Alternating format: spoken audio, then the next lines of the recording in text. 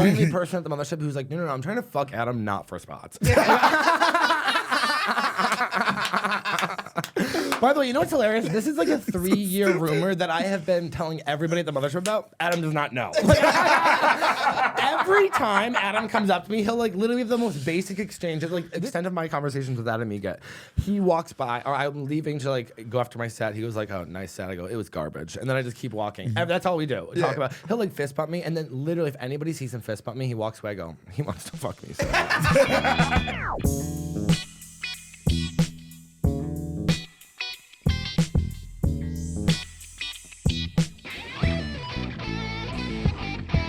Guys, enter the room dick first. Blue Chew isn't just a tablet, it's a cheat code for your crotch. Stronger, harder, longer lasting. Like someone gave your downstairs a pep talk and a gym membership.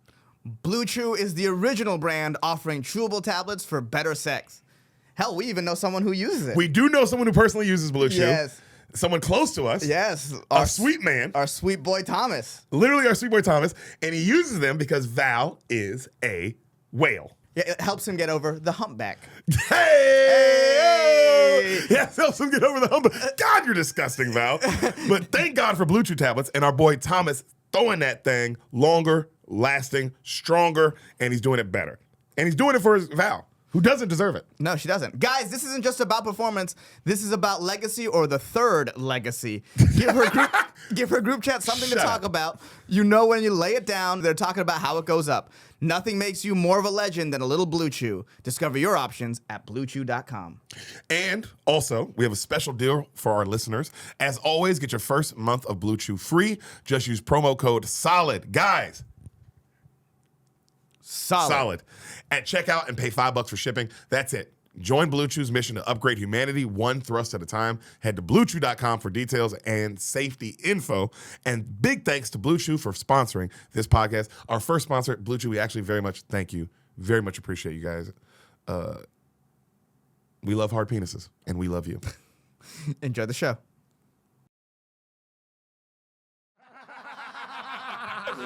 That's your problem. I wanted to sit next to Deric, and Ehsan was like, "No, you have to sit next to me." I'm like, "Okay."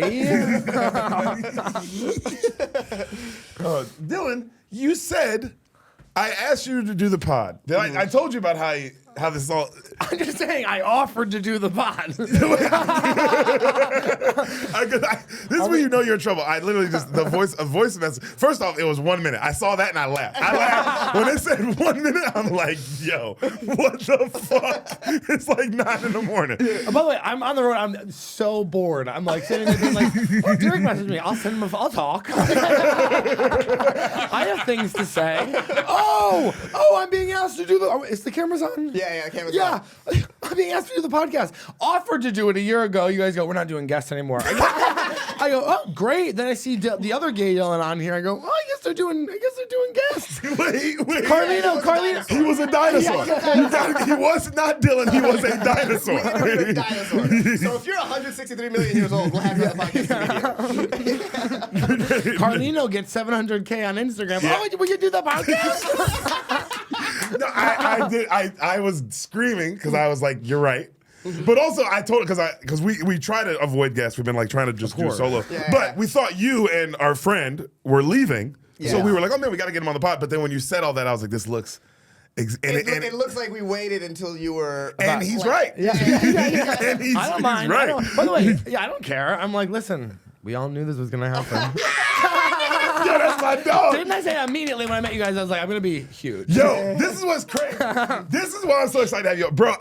I've since. When did you come to the scene? Where are you from? I don't know you at all. I know. Other than this, our comedic relationship, I don't know you at all. I know. Can I tell you something? Because we've never really hung out other than at like, comics, like, all these fucking comics in Austin. They're like, "Oh, we're having a pool party." It's like, "Oh, great, all the fat people can get in the pool together."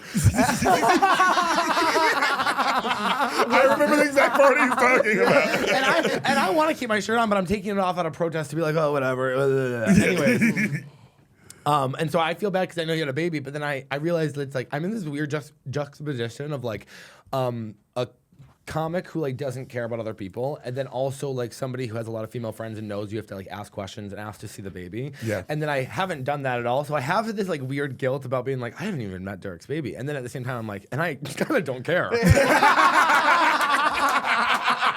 I don't know anything about him. That's what I'm saying. That's how I'm like, damn, I'm like, I don't even know where you're from, let alone. I'm from Massachusetts. You're a Boston boy? No, I'm from the other side. I'm from like I'm from the Berkshires, which is like towny Milltown, 2,000 people, like small town boy. What? I never did you. I I'm wouldn't like guess from- that. I didn't do that. I didn't know that. I'm from like the woods. Like if you went to my hometown, you'd be like I graduated with like 78 kids. Like there's nothing there. It's like churches, bars, and gas stations. Yeah, the mountains. It's like a very tucked away. And then you came to Austin 4 years ago, and I'll be hit 4 years December 1st, so in about a month. Okay. I know. I got here a year and a half before the mothership opened. Yeah. You Yeah. To me, you're one of these people that was like truly here. He was here. Yeah. He was Well, at I heard the that real Joe was Wild going to West. open the club, and I was living in Portland, Oregon, just like fucking miserable. Just like I'd lived there for 4 years too. That felt like 10 years. And you're doing stand up I'm or doing no? stand up. Yeah, I started doing Okay. stand up in the Berkshire. So I have like a weird stand up story where I was like, I loved stand up. When I turned 18, I like watched Sarah Silverman's Jesus is Magic, and then I was like, Unbelievable, yeah. I was like, ooh, like something broke inside of me where I was like, what is this? And then spent the next 3 years annoying every person I knew because all I could talk about was stand up comedy. Like I was the first person to ever discover it. Whoa. but then I watched some, and then I realized I was like, you could just do stand up comedy. And so I started like driving 45 minutes to go to an open mic, and I did a couple open mics, and then people in my hometown heard that I was doing stand up, and they were like, "Do you want to come do an hour at the bar and restaurant? We'll give you like every Thursday for the month." And so so I would just go up and do I would like have my own like mic and amp, and I would like hook it all up, and I didn't know any stand up culture. I would just go up and I'd be like, I had like a 50 bullet points. I'd be like, well, we're getting through it. Oh my God, that's. Would it be a different show each time? Or Yeah, would you try to no, because I didn't You know. didn't know, right? I didn't know any of it, so I was like, no, it has to be different. Like the same people are coming, and so then I would just go. I'd write down like any fucked up thing that I ever thought or happened in my life. I would just write down, and I would just like talk about it, and like kind of stream of consciousness, like blah blah blah blah blah. And yeah, then other bars and restaurants started booking me, and I started doing like half hours, 45 minutes, and for that first like 6 months, that's how I did stand up. That's incredible. But I think that's the best way to start when it's some unorthodox way. Because also you're starting and your brain's like, oh, there's no rules to this. Well, like you you're wanna hear finding this? out the rules later instead of coming in knowing there's rules. So yeah, and then this like little scene. When I say little, there was five of us in the Berkshire County trying to do stand-up comedy, and there was this one guy who was like a producer for like a well-known podcast, and he would like bring comics in, and he started like an open mic where you got like 8 minutes. Now I go up there last. This is the first one. It's packed, and I'm like, I go up, I'm fucking murdering. I mean, like killing. And I get off stage. Everyone's like, "You're incredible," blah blah blah. I'm like, "Amazing, amazing, amazing." And the guy pulls me aside. He looks pissed. I go, "What's wrong?" He goes, "You're not allowed back." I go, "Why?" He goes, "It's an 8-minute mic. You just did 25 minutes." I go, "What are you talking about?" He was like, "I was flashing the light at you. Nobody had ever given me a light." So I was just like, "I thought you were taking pictures." Oh, Dylan, you did not say that to him. Yeah, I did. Damn, that's how much of a star you were at the beginning. In the You were like, beginning. I didn't even know what the concept of getting the light was. Yes. It was just like flashing. I was like, "Yeah, they must be taking pictures. It's going really well." Yeah, I love the beautifulness of that because that guy is also not wrong. That guy is like, yo, That what the guy's 100% right. That guy's like, yo, what the fuck is going on right now? But Yeah. you're also not wrong. You're like, yeah. He messaged me the day before the next one. He was like, "You can come back." I was like, "Yeah, it was pretty good." Does any of the stuff you were talking about back then has that made it into your act, or do you ever revisit that? No, not really. I think you should. As if my dumb ADHD, maybe I have some of those notebooks, but I've moved so much. I'm just like, it's whatever. I mean, it was all family, sex. It was the same topics, I think, just like, Things that still work, obviously. yeah. But I get like Colonels. Whereas now they're like, you know how to do it. I only say that because if you apply knowing how to do it now to what you were doing back then, I think you'd be like, damn, I actually have like You know what? hours of actual material. Yeah. here too as well. Yeah, probably. I just I go through stuff super quickly, and like even when I did learn how to like the properly, like when I went to Portland and I learned like, okay, you go to open mic, because we were just doing it in Massachusetts because I did it there for 2 years, and we would be like driving out an hour to go do a show, and so I basically got to do like 1 show a week in Massachusetts, and then if it starts fucking snowing, it's like, oh, it's canceled. You know? Right. And so I did that for like 2 years, and then when I moved to Portland, it was like the real comedy experience of like, I'm at an open mic. There's fucking 30 other people here. They're all doing 3 minutes. You got to get here early to sign up. You got to like start to learn like, oh, there's like things to do here. Yeah. And I was like, oh, this is not like the treatment I was getting before. And so I started like, I would do the exact same thing, which is like I would write 3 to 5 new minutes every single week, and then that was like what I would do for the week, and then whatever worked went in the book, and then whatever didn't was thrown away, which is kind of how I still write, which is just like, if it doesn't, I know like immediately if something doesn't work the first or second time, I'm like, it's not good, it's gone. Really? Yeah. I'm not somebody who sits there and like, my jokes come out mostly done. Really? Yeah. Like I like only have to say it once or twice to really know if I'm gonna keep doing it, and then other tags will come on with age. But yeah, no, I'm never like, oh, what should I? Oh God, let's change the wording around. Like that's not. Yeah. No need to make fun of me like that. Yeah, I also took that personally, and I lean more your style, but I do a little. You know what I mean? I'm like, you wait, what? But that I feel, because sometimes I get that where it's like, oh, that came out perfectly, like the birth chunk that I have now. Yeah. Literally the first time I came on stage, that it's like 10, 12 minutes, and that's what it still is right now. Yeah, because it just came out. Yeah. But most of the stuff, I feel like I do need to say it like 4 or 5 times before I'm even like, is this even funny? Do I even think it's funny? Yeah, I mean, I'll like I went through a couple of years where I was like in my bedroom, like saying it that way. Oh yeah. And that I actually do think is like the easiest way for me to write, is like to do it alone first, and then but once I try it on stage, I know if it doesn't work on stage when I do it, I'm like, it's not gonna work. I just know immediately.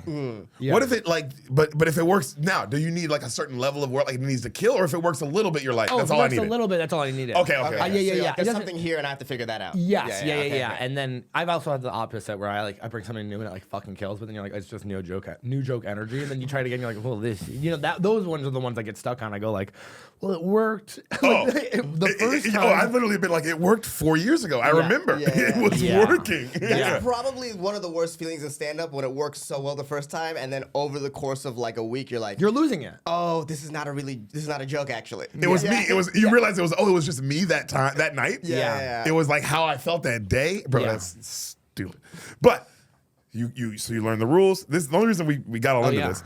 When you got to Austin, when I met you, this is the best thing about. Wait, I should also quickly say, What? because when I moved to Austin, I had just left Portland because I was like gonna kill myself, because I had spent the whole pandemic in Portland, and I was blackout drunk morning to night. Well, you guys are great because you never knew me. You never knew drunk Dylan, because I was such a bad alcoholic in Portland, and I was like, part of the reason why I moved to Austin, I was gonna go to New York or Austin, and I was like, my friend was like, if you move to New York, you'll never leave, and I was like, that's so true. I was like, I'm gonna go to Austin, get hit by the sun, and like work out every day, and then just like get sober and go. And I knew Joe was opening up the club. I'm saying Joe as if I've met him. I've walked by him. Been at the club 2 years, haven't shook his hand. Amazing.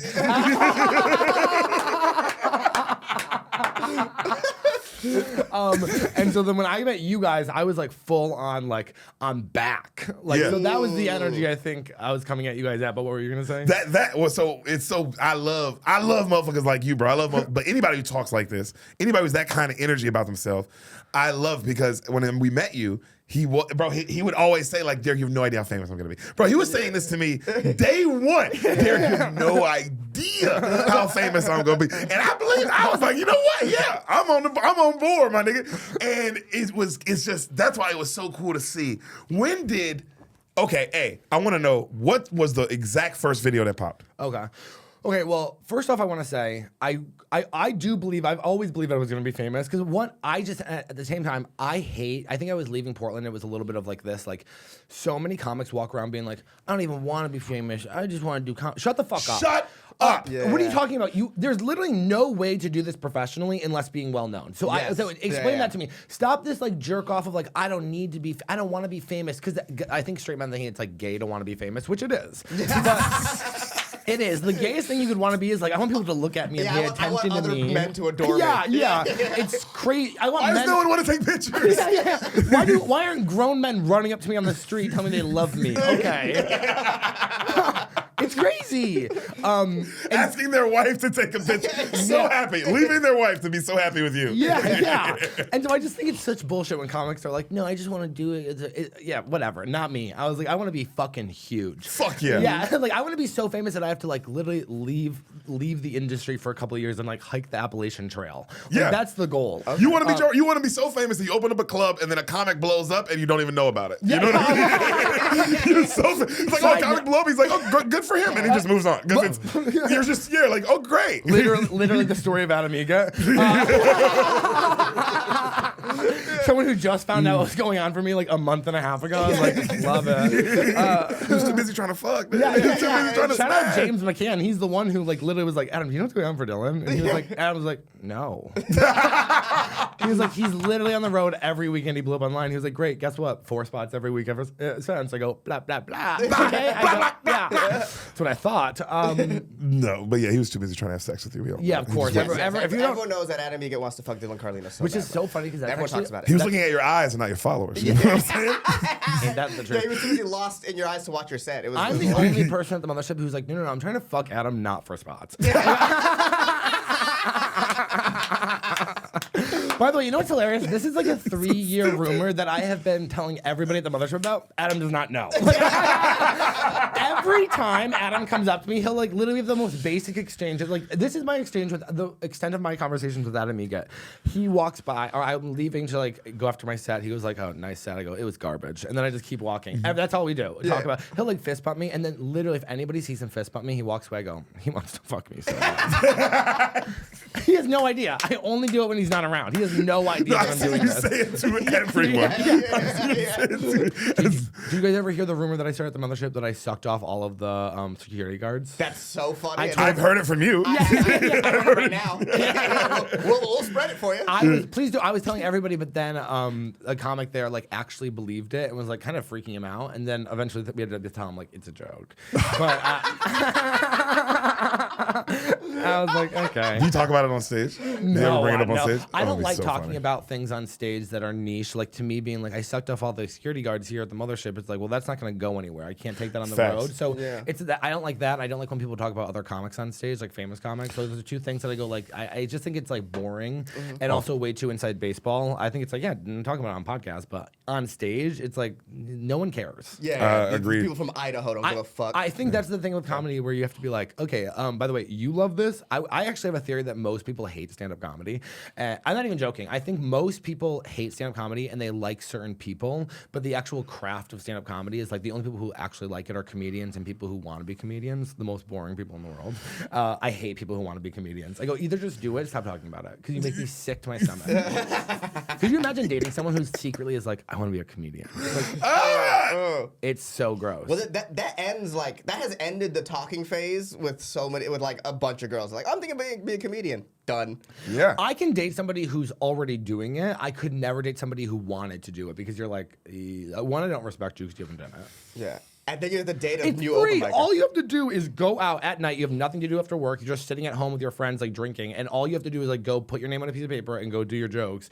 And there's this like thing about people who want to do comedy that's like, yeah, I actually have a lot of ideas. And you're like, They always say that. They do always say that. I do have I have 5 minutes. I go, yeah, great. I mean, you clearly haven't tried because you only get 3 at open mics. So, you know. I have 5 minutes. Great. You're not going to be able to do that for a couple of years. That's also very true. Yeah, no one is more confident than someone who wants to do comedy but never has actually done it. They Oh. think they know so much. Yeah. And it's like, oh, good luck. It's humiliating. But the first video that popped, I was doing those waitressing videos last year. Yes. And those were literally me getting off. I was across the street. It was a diner I worked at from this podcast studio, and which is I love to go in there whenever I'm doing a podcast. I'm like walking, I'm like I'm just getting a coffee for the podcast. I don't work here anymore.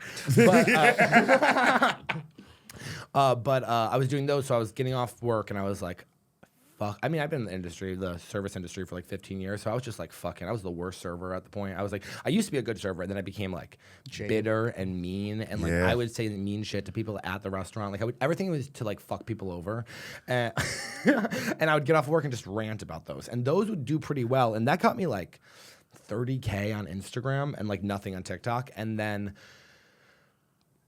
I like that job ended.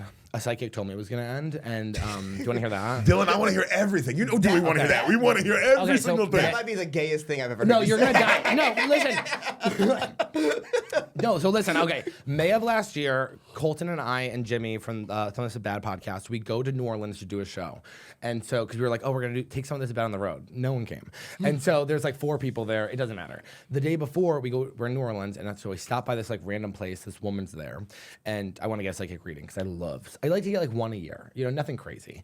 And so I walk in and she goes, okay, the job you're currently working at is ending in July. She goes, you're not being fired and you're not quitting. It's just ending. She goes, I don't know what that means. It's just ending. And she goes, and it's ending on a very significant date in July for you. And that is the universe telling you that everything's going to be okay. She goes, then the next 6 months are going to be nothing, like depression, nothing. And then in January, something is going to happen, it's going to pop off, and then the rest of the year is going to be you traveling to different cities every single weekend. She didn't know that I do any stand-up, anything like that. Dylan, like this. what the fuck? July 1st, we get called into the restaurant. They go, the restaurant's closing. Everybody's going to get unemployment for 6 months, but like nobody's quitting, nobody's fired. It's just ending. The last day of work was July 14th, which is one day before my 9-year comedy anniversary. And then 6 months of nothing. I was super depressed. I was like, I don't know what I'm going to do. January was my last payment for my unemployment, which was like nothing. And I was like, oh my God, like I'm going to have to get a job. And I posted a video on Instagram and TikTok where I was like, you know, every time I'd walk into a public bathroom, I would think, because the sign would be like, don't flush anything other than toilet paper. And I would always think if I was a girl, I would flush my tampons down the toilet. I just know that I would be that kind of girl. And so I was like, fuck it, I'll make a video. And I made it, and it was like millions. And then the next day I was like, if I was a girl, millions. And then I just did that every day for 90 days. Every day I made an If I Was a Girl video, and yeah, it's, you know, crazy. This is what's crazy. This is how crazy life is, bro. Because y'all hear that story, bro, but yeah, I lived that. Yeah. I was there. You told me, Dylan, not about the psychic, but you told me, oh, Deric, I lost a job 6 months. They said I got 6 months unemployment, but I'm telling you, Deric, I'm gonna be famous in these 6 months. You were saying this to me, bro. He was like, bro, because I'm seeing him all the time at spots, just at Black Rabbit, at Sunset. I'm seeing my boy. We just constantly see my boy, and I always talk. We always goof around because I love to see him. We always goof off.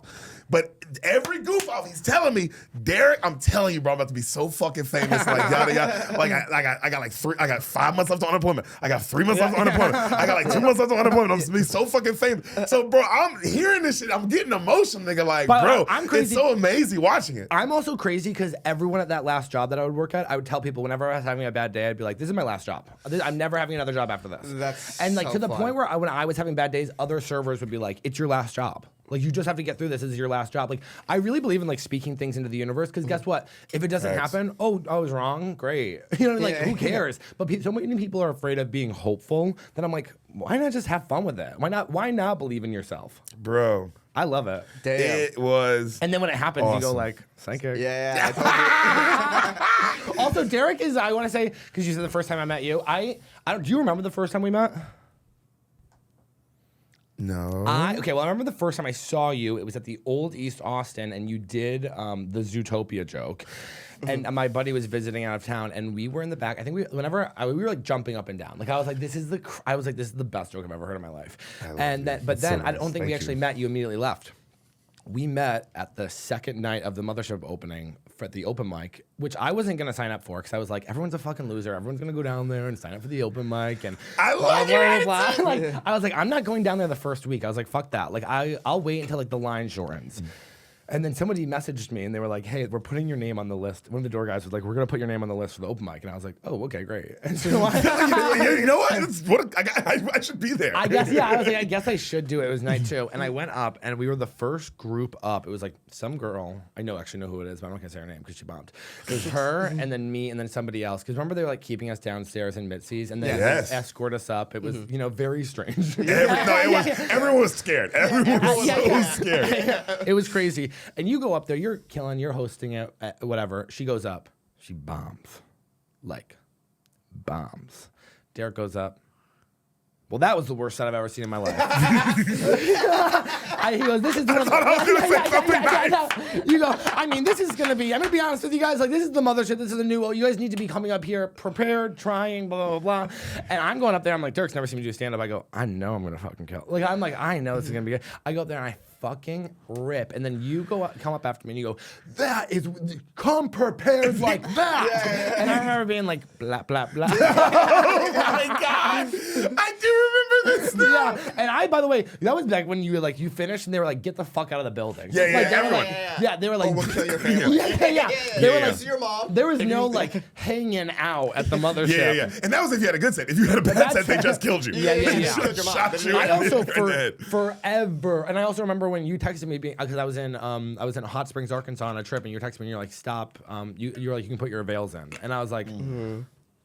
I think you were the first person to get passed off the mics. I If not the first, one of the first 2. I think Just the first. I think it was the first. It was the first. But Because who else at this point, it doesn't matter. Yeah. Until that person blows up and can claim it, he's the first. Yeah. Also, it was like I had to do like 5 calls. That was like I don't know how many callbacks, but other people do. I'm like I went in and then every single callback I did different material. I was like, we're doing different material. I was like, I'm not letting Adam see me do a single of the same joke. And I was like, bop, bop, bop. Yeah, he does love that. He loves seeing a motherfucker try shit. Because that is the thing he loves the most. Even if you bomb, he just wants to see new stuff. Sometimes when he's sitting in the back. I think at the beginning he wants to see you killed, and the fact that you were killing consistently with new material was like, whoa. Sometimes when he's in the back though, I'm kind of like, hey, the first 3 are gonna be really old. If you could just come in about 3 minutes, I have some new stuff. I'm like, please, just wait till the new stuff. I have it. I'm just not gonna start with that. I do feel that way sometimes. It's like, hey, bro, come in about halfway. Yeah, I genuinely think, and maybe you guys, I would love for you guys to weigh in. I think I have the healthiest relationship with that club in the whole city. I mean, yeah, it's pretty good. I think I have the healthiest, in the sense that, because I think we all know, people get their fucking head screwed, their brain gets all scrambled over there. It's hard to watch, honestly, because then they call me and they're like, and I tell everybody the same thing. I go, it doesn't matter. It won't give you a career. And that's, I love the place, I really do. But like, I'm like, people think that if they start working there, like their life is gonna change. And I'm like. It's the best gym. It's not gonna. Yes. It's just the night. It's equal. It's the nicest gym you could ever imagine with the nicest amenities. Right. But it doesn't mean you're gonna be. You will go in. You're gonna be like in shape. No, you have to work out. Yeah, it's just the nicest equipment that you can have. And I think the beauty of, and I was saying this to you a while ago, was like, you popping off is huge because it's like someone who's at the club but not like there all the time. Like First comic in Austin to not blow up, not from Kill Tony. Yes, exactly. Exactly. That's hard because that's the thing. It's important. It's very important. Now you're leading the road, and like you've now created the roadmap for someone to blow up who's not even in the club at all. I know. Like people like you see these motherfuckers out here doing face front videos. Everybody, every single person. I go, hey, make it a little bit better. I'm watching a lot of people. I go, that's not what I do. No, it worked. Yo, bro, I've seen it, bro. Schultz started dropping clips. Schultz started dropping clips. It worked. Matt Rife immediately started dropping clips. It worked, and it just was a flood. I know. Well, Schultz changed the game for all of us. Yeah, he did. But I'm just saying, it's crazy how it happens. And then look at right now. You started doing face front clips. It blew up. Peyton was like, yo, and not to say Peyton, but it's like, oh man, it also, what he did, it started blowing up. His sketches started blowing up. In the history books, they'll say Peyton was first. He probably will. But now you see everybody doing it. It's my point of just like, that is how, and that's how I see shit. Because it's like, motherfuckers. Yeah, do what works. That's how people, you're like, oh, you see it. You're like, oh, that shit working. You don't have to reinvent the bike every time. Someone else built the bike. Why not ride it? 100%. You can put another wheel on it. Yeah. Or like your spokes are different, but like there's no reason to, if what you, like, any young comic in the scene should see you and be like, let me try that. Let me try my version of that. Why not? Yeah, because I think because yes, it's not gonna pop off because what you do ain't you, so it's not gonna work for you like how it worked for you. But it hopefully will spark the next idea that works for you. Yeah. I also felt like I had to do it because I've always known. I don't know why. I do think I'm a little bit psychic. I was like, nobody's ever gonna take me on the road. Interesting. Why? Like, I don't. But you're so much fun. I know, but I like the mothership. I love performing there, but I don't drink, I don't hang, so I'm not gonna sit in the green room all night and try to. I also am not somebody there's a famous comic in there. Even for getting along, I'm not trying to be and blah, blah, blah, blah, I spend all night being I'll just do it myself. Yeah. I would rather instead of having to schmooze somebody else to then go on the road for 5 years as an opening act, I would rather just do it myself when I've been doing comedy for this long. Yeah. And I don't think I have the skill set to manipulate somebody into being a friend enough to take me on the road. That's so interesting. We don't need to take shots at me. I don't know why we're still No. But I get what you're saying. I just am never in a place where I can and people. No, that was about him. Let's be all the way honest. Ehsan, that's the only reason you're on this podcast. But you don't hang, and that's a big part of opening for someone on the road. Is they have to feel like they can hang with you. Yeah. And I'm just not there enough. And even now, my agents will be like, "Well, who are your famous friends?" I go, "They're not famous. None of my friends are famous. My friends are at East Austin Comedy Club." I'm like, and that's the other thing. I love that. I kind of, as much as I love the mothership, I'm it's kind of not my closest friends aren't here. Yeah. So it's I'm we're hanging, it's fun or whatever. But at a certain point, it's go I guess I'm gonna go. You always want to be with you want to be with your friend. The reason I'm at the mothership, my friends, Your friends are there. Ehsan and Brian, because these guys have been my friends since San Diego. You know what I mean? Yeah. Then to LA to we've moved to different cities together. And So plus, I would be if they were at Creek, I would be. You see what I'm saying? So I know exactly what you're saying. Well, also, and Ehsan's seen this 1,000 times. Is I won't even open the door of the green room. At The first time you hung on the green room, I had to be come in the green room. No, you should be in there now. You need to start coming in now. I get too scared about who's in there. We all heard the horror stories. Yes. And I would be humiliated to get kicked out of it. So I was I'll just wait out here. But you are way past that. I know. But I get the horror story because the horror stories are scary, and that is for everyone else listening. Yeah. You know what I mean? But for you, because and that's not because you're popping out. No, because you're funny and you're in. I know. That's nothing to do with the popping thing. It's know. you're just funny and you're in, and everyone likes you. So it's I get what it sounds like, bro. Come in, because some people like you who are in that position. But again, you have a very healthy relationship with the club. Right. But it is come in, you're more wanted than you might. I get you don't want to, but just know you're more wanted in the room. I want to. You know what's funny? I do want to be in there, but my fear of opening the door and seeing Joe's face, be I can't. Just immediate bow. I'm oh hi, I'm Dylan. He's oh, hi. I will if I know. Which is so great. He's the nicest human being. And I know you know that because you see he's truly the nicest man ever. He's a regular at the club, and Joe's he's at the club. That's all. That's all. And then the second someone goes, oh bro, and he's funny. He's and he's funny. The problem is a lot of these horror stories happen with people who weren't regulars at the club at the time, or not funny. Yeah. And then it gets a little tight because you have to be a regular to be in here. Yeah. That's the whole point. No, I know. And also, I people in the green room. I would like to hang out with you. I know. Yes. I'm sitting down. I'm not going to stand in the hallway. Listen. I'm for sure. Yeah. Also, let's just be honest. Talk to me. Some of these guys over there are bad hangs. I'll say this. Listen, some of our friends, they've got a little famous. Suck to be around now. I'm saying it. I have no problem. Ari Maddie. No, putting on his fucking Ukrainian music while we're all in there. I go, Jesus Christ, can we just chat?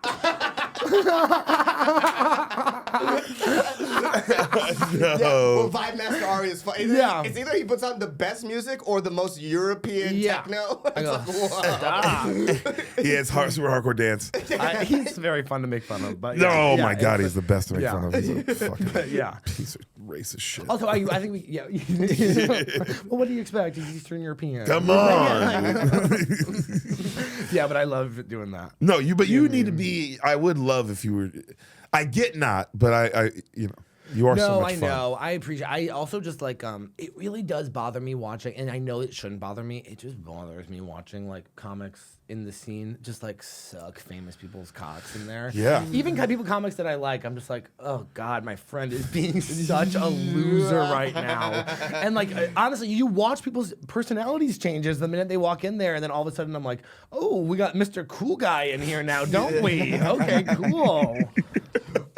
Because Tony Hinchcliffe is in here and we're acting all cool. No, motherfuckers get nervous when they get in there, I bro. know. They get Yeah, nervous. It's They get nerve-wracking, but nervous. this is what I tell people, because everyone who performs there for the first time is like, I didn't expect to feel this nervous. And I tell them, like, yo, Ron White said he was nervous the first time he was on this stage. Shane said he was nervous, So bro. you Yeah. stand no chance. Yeah. Yeah, first time he was this on guy's stage, a yeah. 40-year veteran, one of the GOATs, who was like, oh, I was kind of nervous. It's like, oh, bro, what chance does anyone have? I remember the first time I opened up the curtain to the Fat Man, and I was like, ooh. Yeah. I was not expecting it to, like, The look- energy. The energy, and also just, like, it's intense immediately. Yes. Like, it's a very intense, like, room.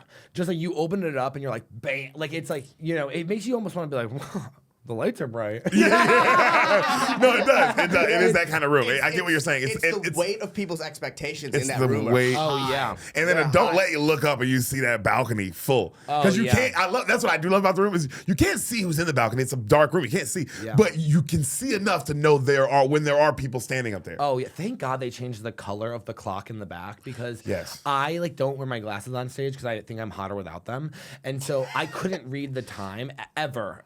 And I now that they changed it, I was like, thank God I can read it. I couldn't read the time for the longest time, and Yeah. I thought my eyesight was getting worse. And then everyone was like, oh, the clock is fading. And I was like, thank God. I thought I was going blind. I feel like I'm already going deaf because we're around these big speakers all the time. Yeah. But like, I was like, I can't lose my eyesight as well. That's crazy. Yeah, no, it's definitely scary. Yeah, the Fat Man's like definitely. No, it's a wild energy for people who've never been up there. It's Even like, now, I mean, like it's sometimes it's. I mean, it depends on what show you're on. I've really only done Fat Man at like Holtzman and Friends. I think I just did my first lineup show in Fat Man like a month ago. Oh, that's all about to And change, baby. yeah, maybe. but Dylan, Carlino, and friends coming soon. I'll put that. Oh, God. I'll manifest that one for you. I will It's say coming I soon. love the club, but like, and Little Boy is I think probably one of my favorite rooms in the country. Like I there's just nothing better than like a packed Little Boy. When Like, and it's jumping. When Little Boy, when you're like, it oh shakes. my It's God, I'm almost like having it's fun. underground. Yeah, It's yeah, like yeah. crazy. oh, it does feel underground. It feels underground, yeah. But Fat Man, I don't know what it is. I'm like, the homophobes are in Fat Man. It is like I have to work so hard to get them on my side in Fat Man. I'm like, I say I'm gay, they're like, oh fuck. Interesting. Whereas Little Boy, everyone's. We're all gay. Yeah. Well, Little Boy's a little bit cheaper, I think. You know what? I think you get more of a mixed crowd in Little Boy than you do in Fat Man. He's right. I agree with that. There is a more the Fat Man's a little more upper echelon white. Yeah, white, conservative. Conservative upper. There's more married. There's more that family like just rich. Yeah. Whereas Little Boy, you'll get. Also- That's where you're gonna get your weirder looking, more different Also, you're eccentric like people. fully doing. I've been actually recently saying, and if you've heard anybody at the club say this, it's because I said it a month ago, which is like Fat Man is conservative and Little Boy's liberal, and that's the vibe of the room. But I agree with that. I think it's like But wait, what were you about to say? Also, you just started doing Fat Man. The timing and Holtzman shows are a little different because they're like crazy and ready Yeah. for it because they're Holtzman fans. But like the timing in Fat Man is so much different than Little Boy. Yeah. That you're almost doing like when Fat Man is like rocking, you're doing like theater timing. It's so funny you said that. I was gonna say you go from a club experience in Little Boy to a theater act in Fat Man. Yeah. And it Yes. is you have to. I remember Ari actually did. He was like, slow down in Fat Man because Yeah. I can get really talking fast. You have to. Well, you get that's, but you're like, it starts going. That's the whole thing. It's I'm going, like, you know. and then when you start doing that, it's when you get on all fours and start following. When Dylan gets on all fours, starts I doing mean, that. Little Boy makes me feel like a crack addict when I'm doing really well in Little Boy. I will like go nose to nose with a guy and be like, "Let me suck your cock." No, you go. Yeah. I get crazy in Little Boy. But you're about to be in Fat Man all the time, and you'll feel it. But I agree with the liberal thing, though. Yeah, the liberal conservative The thing. liberal I think is a good conservative thing I call. agree with. Yeah. But I think also too, it's more of a lot of that might be a timing thing and just like Yeah. getting used to the timing of Fat Man. And you'll get to the point where you'll do like a Fat Man set, and then run over to Little Boy, and you'll take that energy over, and you'll like crush in Fat Man, and then bomb in Little Boy because Yeah. you're like, oh, I have like the best. I have this energy, and you go like, oh, they're so different. Yeah. That like you just started doing them really, so it's gonna take you a second to get used to them. Yeah, I think Little Boy. I mean, Fat Man's crazy too. It's just nuts. But I do love Little Boy. It's so much fun to be in there. Wow, out of context, that sentence, hilarious. Anybody who knows me knows that I love my men older or the exact same age. I get nervous with younger guys. How old are you? I'm 31, but I smoked for like 100 years, so I look bad. I I say that whenever I'm on the internet because I never want people to be like 31. He looks 38. So if you just You get beat it, him. like, You beat him, I know yeah. that I look horrific. I smoke cigarettes. When you were drinking, did you drink a lot of beer? Oh my God! So for a while I was only drinking Jameson, and you I and would drink Deric. like a full bottle of Jameson, and then be Well, like, that's- I'd be like on stage being like, oh, I'd be like, you know who doesn't have a job? My ex-boyfriend is here. What the fuck? Like I was like me, you know what I mean? Like I was like they used to in Portland be like they would be like, oh shit, like the Venom's coming out. Like they'd be like, because I'd be like like attacking people in the crowd, and I would be like real mean on stage. Like I went through a full like 2 years of like angry, drunk, mean guy on stage, but like everyone loved it because I was like making everybody laugh. But it was like it wasn't like I think now I come way more from a place of like jokey and silly. Well, because now it's like it's not real. It's not. Yeah, You're being yes. you're being mean, but it's not real. I know you're not really mad or really. But I was mean. actually like miserable and like, but everybody would kill. But like, No, but it's a dark kill. It's like in that kill, and then also that when that's not killing, when you're in a dark place and it's not killing, it can go. A bomb is way different. A bomb is way harder when you're in a dark place. oh yeah, it's not cute. Yeah, it's not because now you're saying things that are like. Because when you're being hurtful and it's killing, it's great. But when you're being hurtful and you're bombing, it's like, well, now you're really a bad person. You're truly a monster. You're really Yeah. mean. You're actually like a mean. I said for years I went to the dark side. Like I was like genuinely like full Darth Vader. Yeah. Wait, you really only talk to guys who are older than you? Is that for real? Yeah, I'm not like into guys who are younger than me. I always am afraid of. I don't know. Especially now that I have a following, and I'm like, I just like I get very nervous about like power dynamics and like feeling like God, I don't want this person to feel like I don't want to fuck a 23-year-old because like what if I get there and he doesn't actually want to? Because I remember being 23 and showing up to some guy's house to fuck, and I didn't want to, but because once you got there, you're like, I'm not into this. But I was 23 and I didn't know how to say like I'm not into this, and I don't want to be the older guy being like, I guess I'm fucking this guy who's not really into it, but like doesn't know how to say it, you know. So I'm always just like, Yeah, and they're a fan or they're on Dylan. You know what I mean? The fact that they're fans now adds a whole different level of like fuckery to that situation. Yeah, I mean, mostly my fans are women. I was jerking off on Snapchat with this guy that I met on Field a couple of weeks ago, and halfway through, he was like, I can't believe I'm jerking off with my girlfriend's favorite comedian. I was like, oh, that's bad. Wait, Oh, and here's God. what's crazy. There's a bunch of girls listening to this now. Like, Yeah. what the fuck? I tell the girls on stage, I go, clap if you'd be mad if I sucked your boyfriend's cock. And like, only a couple of them clap. And I go, I got you, girls. I won't do it. Here's what's crazy. I'm also like, what's Field? Oh, Field is like I think it started off as like a threesome app. It was a threesome app called Thrinder, and now it's Field. Then they got sued by Tinder. They're like, you can't call it Thrinder, and so they're called Field, and it's basically for like sex freaks. I go on there because it's where guys identify as hetero-flexible. And What is that? Straight guys who let anyone suck their cock, and I like that. Yeah, I'm like, it's a little bit fun, and you get guys who are like way more open sexually, and like guys who are just like comfortable talking about it, which that's what I like. I'm like, I would like to be, I never want to be in a position, I don't know, I think I'm overly cautious about other people's feelings. Yeah. And so I like to meet people who are like, no, I'm not into this. Like, No. I feel fully good rejecting. I like hetero flexible more than sex addict.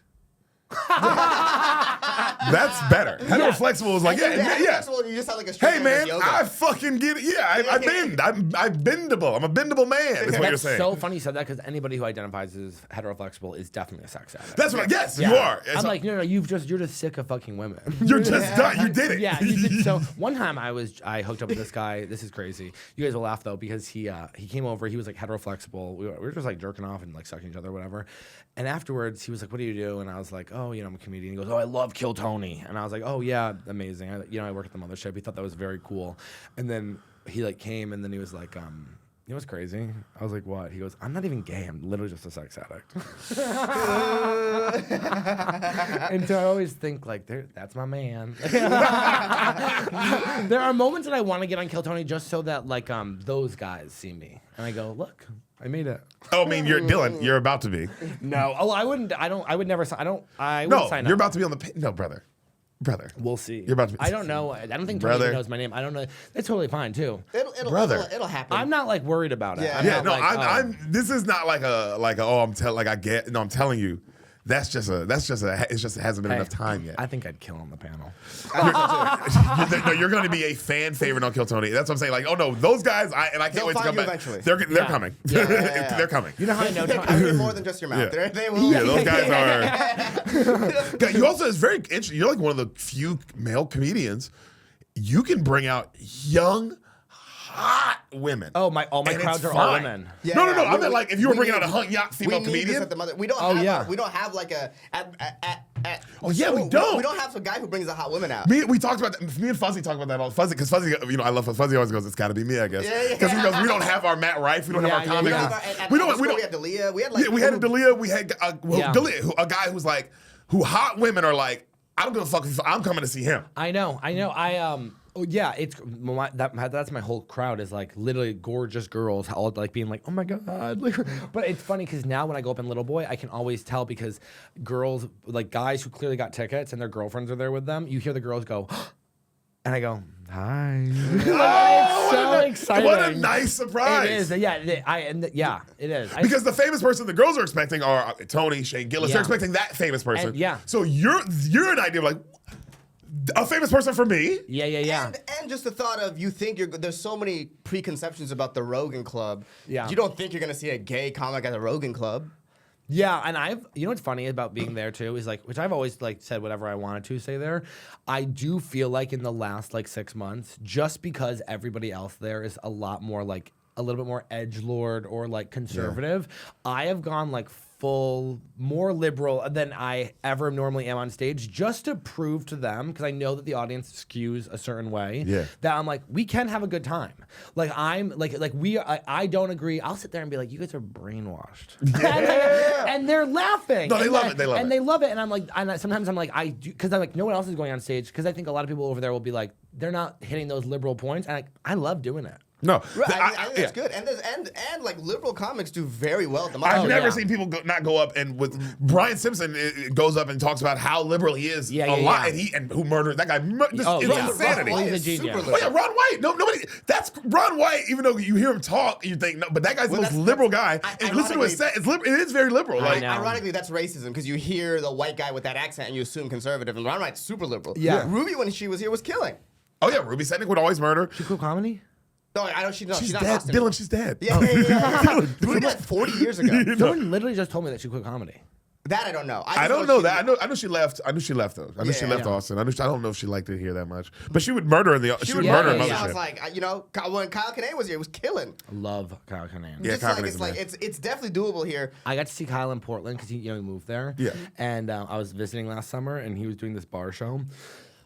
Oh my God! He got into a fight with a woman at the bar who called him like some like liberal word because he said he owned a house, and I think she was like, stolen land. And then it was like 20 minutes of him in a back and forth screaming debate, and I was like, this is the best night of my life. I was like, this is incredible. Oh my god, Dylan. Hold on, before I want you to talk, but Ehsan, what do you know about Maggie Rogers? I know that famous Pharrell video of her, and that got me on. And like every time I come across one of her songs, I'm like, she's fucking phenomenal. Bottom of the barrel. I mean, that's the bottom of the barrel for me. When people bring up the Pharrell video, because they'll be like, oh, the Pharrell video girl. I go, you don't even know who you're talking about. Yeah. I go, this girl is like a revolutionary artist. I genuinely believe this. And I don't think she gets her flowers, and I think it's for a very give 'em specific... up. That's why I brought it up. No, I think it's for a very specific reason, and it's because her first album that ever came out, Heard It in a Past Life, is a no-skip, perfect album. And then she came Is that the one with Alaska or no? That's the one with Alaska. Okay, yeah, I love that. I have it on vinyl. It's yeah. Oh, go ahead, go ahead. incredible. Yes, No, yes. it's incredible. But then her second album, it's a rock album. She's Yes. a completely different sound. Her voice, she sings differently in it. She's belting in it. And then this newest album that she came out with, Don't Forget Me, I've seen her live like 5 times, is like a full like Sheryl Crow type, like full band musician. And so every album sounds differently. And I don't think that the general population likes that. I don't think they like when artists take new risks and change their sound. I think like that's why like who I love, Ariana Grande, It's great, but every album is like in the same universe, and Maggie's is not, and I think that is the case. If you've never heard Maggie Rogers, listen to "In the Living Room," her newest single. I mean, it is incredible. This girl belts, and God, isn't she just gorgeous? And she commented on one of my videos. I know That was huge for me. I was gonna bring that. So my beautiful wife, we was like, hey, we go to concerts all the time at this, and I'm like, hey, you got to pick somebody. She picks Maggie Rogers. I've never heard of this woman in my life. Right. Ever heard of this woman? So the week before the concert, bro, she bought the vinyl with like Alaska, and then is that the one that you can leave the light on? Light on, yeah. Oh, so I'm like, yo, I've never heard any of this shit. I've never seen the Pharrell video. Right. What the fuck? So now we're going to the concert. I gotta sit in front row. So we excited. As we're walking up, Right here. I see this beautiful man. Yeah. What? And it's literally. By the way, running from my mothership spot. I missed the opener. It is just me. Real honest shit. It's me, Sam Dillon, and a million gay people and other women, and then a couple boyfriends. But bro, it was like one of the best shows I had ever seen. Isn't she incredible live? Bro, she was incredible. This is also the first concert I'd seen where I hadn't seen her snap at somebody, which I thought was so fun. I've seen her yell at people at every show I've ever been to, which for good reason. Like the first show I ever saw her, I was like in love with this guy in Portland, and we like took acid and went to go see the concert. We were like really far back, and of course I'm like, oh my god, this is the love of my life. Either way, we're like dancing, we're having a great time. Also, what I love about Maggie Rogers shows is that like if you're sitting down, it's like get up. Like she wants you to Get dance. up. She wants you to dance and vibe and have a good time, even if you're in the seats. And so the first show, a bunch of people didn't watch her opener. And so then the lights come on, it's a theater show, they all come in or whatever. She performs her first song, and then she stops and she goes, just to let you guys know, I bring my opener with me because I love their music and I'm trying to showcase them. So if you are one of those people who purposely doesn't go to the opener and just waits for me to come out, you're a fucking asshole. Love her. And I was That's like, great. That's great. as like a comic, you're like, you're yes, like these people are disrespectful. Like you're sitting at the bar as if like this isn't part of the show. And as also, well. Maggie, she's not a fucking curating the idiot. show. She's like, hey, if you come see this opening act, you're gonna like me even more. Yes. I'm doing this on purpose. Yeah, exactly. Yeah. And like an opener of a musician has such a worse job than an opener of a comedian, because like us, it's like the lights are off, the phones are in the bag, they are here for the show on time. Like no one's really walking in after the opener. Maybe for some, comedy. but you're not dealing with the whole show. No, You're dealing with maybe some. Yeah. Musicianers, people will purposely miss the opener because they're just allowed to walk in whenever, which I think is a little bit ridiculous. But then at the second time I saw her, we were in Maine and outside venue, which is while she was singing Light On, the moon came out, and a full moon, and she was like, the moon. I was like, oh my God. And someone yelled something at her, said something like rude to her, and she literally, she was like, go fuck yourself. And I went, love that. Love that. Stand up for yourself, chica. You know what I mean? Like, you're on the road. You're going to die. Yeah, don't let people yell things out at you. And then she apologized afterwards, and she was like, hey, I shouldn't have let one person yell that one thing and upset me and ruin it for you guys. She's like, I really want to apologize to you guys. But it's also like, that one person's still here. You know what I mean? Like, and she's like, I should never let that one person who's disrespectful at a show, person's there. You know? Yeah, that's the better insult. Well, yeah, that like the fuck you, the person might be like, oh, whatever. The like apology to everyone else in the room is gonna make that person go, oh, fuck. Yeah, it's how you really get them. I saw her in Houston, and like it was a weird venue where it was like a bunch of people down, and then they had like these like other layers like up top of like people there, and it was all these people like Hunger Games style, like lounging around, like while she's like, Maggie's like a performative, she's running on stage, and halfway through the show she goes, okay, second row, get the fuck up. And she was like, this is your Saturday night. She's like, I'm up here fucking dancing. You don't need to be lounging up there. You're at a rock show. Get up.